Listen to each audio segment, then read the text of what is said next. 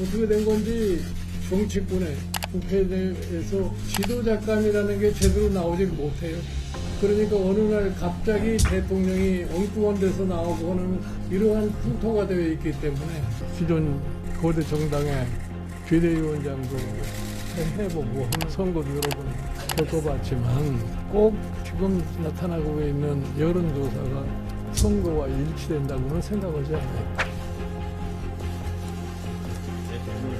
김종인 위원장님 이렇게 모시게 됐습니다.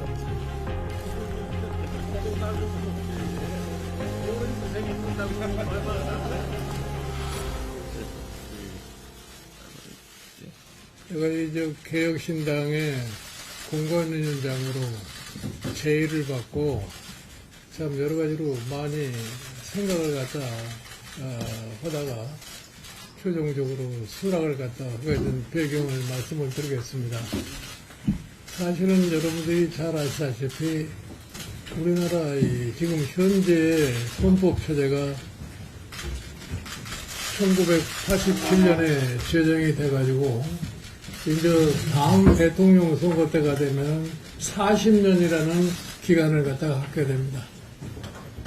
근데 그동안에 우리나라의 이 정치의 형태를 보면은 거대 양당이 서로 상호 비방에 집중을 하면서 지금까지 우리나라 정치가 정상적인 궤도를 가지를 못하기 때문에 국민들로부터 굉장히 많은 지금 비난을 갖다 받고 있는 것이 우리의 정치의 현실입니다. 그러니까 저는 걱정하는 것이 뭐냐면은 과연 이런 상태에서 대한민국이 지속 가능성이 있겠느냐 하는 것에 대해서 굉장히 우려를 합니다. 그래서 무엇이 처음부터 바뀌어져야 되느냐.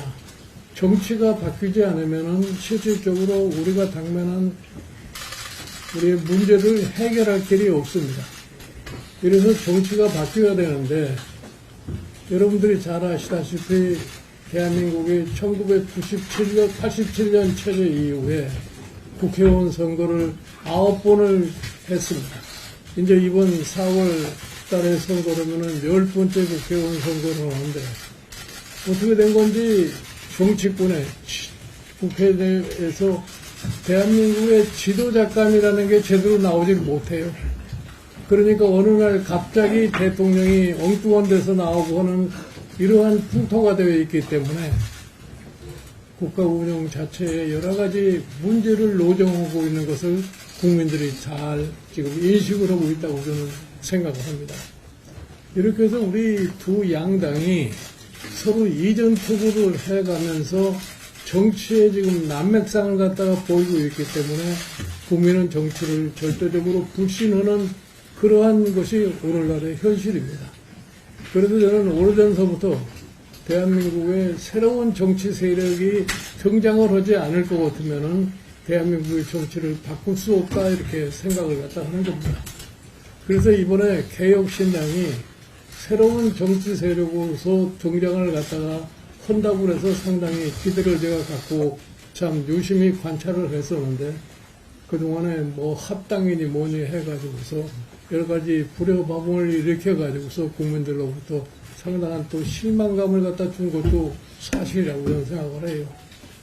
그래서 이 개혁신당이 다시 무엇을 개혁할 것이라고 하는 것을 분명히 앞세우면서 앞으로 국민들로부터의 심판을 받을 수밖에 없지 않느냐 이렇게 생각을 합니다.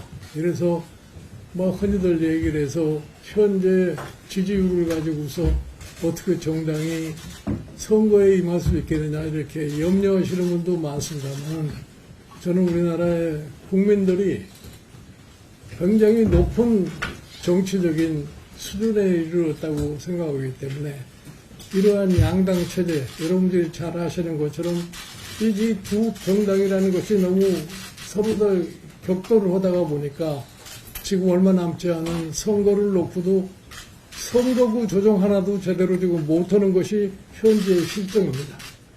그래서 우리가 지금 해야 할 것이 뭐냐. 저는 이 개혁신당이 개혁의 주체가, 개혁의 방향이 무엇인가를 분명하게 내놓고서 국민들로부터 심판을 받아야 되지 않겠느냐. 자, 정치개혁을 갖다 해야 되겠다. 과연 현재와 같은 권력구조 가지고서 대한민국이 지속 발전이 가능하겠느냐. 또 현재와 같은 이 양극화 현상 속에서 국민들로부터의 화합이 가능할 수 있지 않느냐. 그래서 정치개혁, 경제개혁 이 두 가지가 이 개혁신당의 앞으로 지향할 과제가 되지 않겠느냐. 그래서 이러한 것들을 구체적으로 해서 국민에게 제시함으로써 국민이 4월 달에 총선을 갖다 맞이해서 과연 지금과 같은 정치를 계속해서 유지해 나가는데 찬성하느냐. 그렇지 않으면 지금과 같은 정치를 바꾸는 것으로 국민들이 거기에 동조를 하느냐. 이번에는 심판을 갖다가 내려주리라고 저는 확신을 갖다 합니다. 이렇게 해서 제가 참 지금 자라나는 이 새로운 정치 세력의 이 씨앗이 펴나갈 수 있도록 이거를 도와주기 위해서 개혁신당의 공관위원장의 자리를 갖다가 제가 수락을 하게 된 겁니다.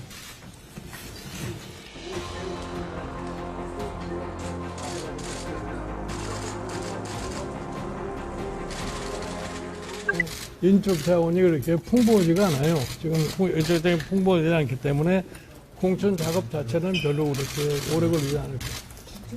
혹시 이준석 대표의 비례대표 공천 가능성은 열려 있는 건가요? 그거는 이준석 대표 스스로가 판단할 일이지 내가 얘기할 수가 없어요. 위원장님, 현재까지 나온 양당의 공천 결과에 대해서는 어떻게 보고 계시나요? 양당의 공천 결과에 대해서는 제3자가 얘기하는 게 신뢰예요. 그 자기들 당 사정에 따라서 공천을 갖다 추진해 왔기 때문에 그 제3자가 누가 평가할 필요는 없고 결국은 유권자가 판단해 줄 테니까 총선 때까지 기다려보는 거죠. 공천 원칙과 컨셉은 좀 뭐로 생각하고 계시는지. 그러니까 무슨 공천의 원칙이라는 것이 기본적으로 하자가 없는 사람을 갖다가 공천하는 것을 갖다 원칙으로 삼는 거예요. 위원장님, 개혁신당 지지율이 좀 언제쯤 되면 좀 10% 넘을 거라고 보세요? 나는 사실은 지금 여론조사 기관에서 얘기하는 그 지지율이라는 것에 대해서 별로 그렇게 크게 신경을 쓰질 않아요. 지금 개혁신당이 앞으로 무엇을 추구하는 정당이라는 것을 국민에게 각인을 시켜서 국민이 그거를 수용을 해주면은 성공을 할 것이고 국민이 그 수용을 하지 않으면은 성공할 수가 없는 그런 거예요. 근데 과거에도 내가 다른 기존 거대 정당의 비대위원장도 해보고 하면서 선거도 여러 번 겪어봤지만 꼭 지금 나타나고 있는 여론조사가 선거와 일치된다고는 생각하지 않아요.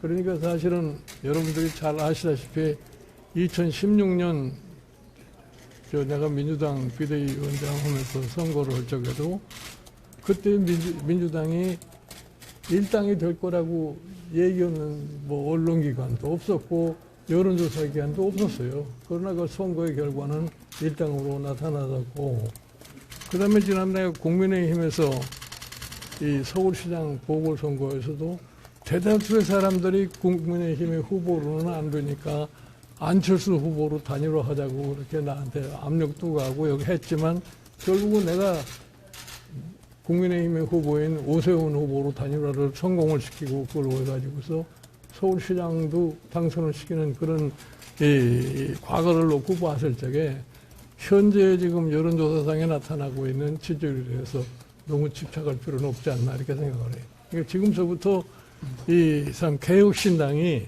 이름 그대로 무엇을 실질적으로 개혁을 해가지고서 나라의 미래를 갖다가 설계할 것이냐는 이것을 제대로 제시를 하고 국민이 그걸 받아들여주면 내가 성공을 어느 정도 할 수 있다고 생각을 해요.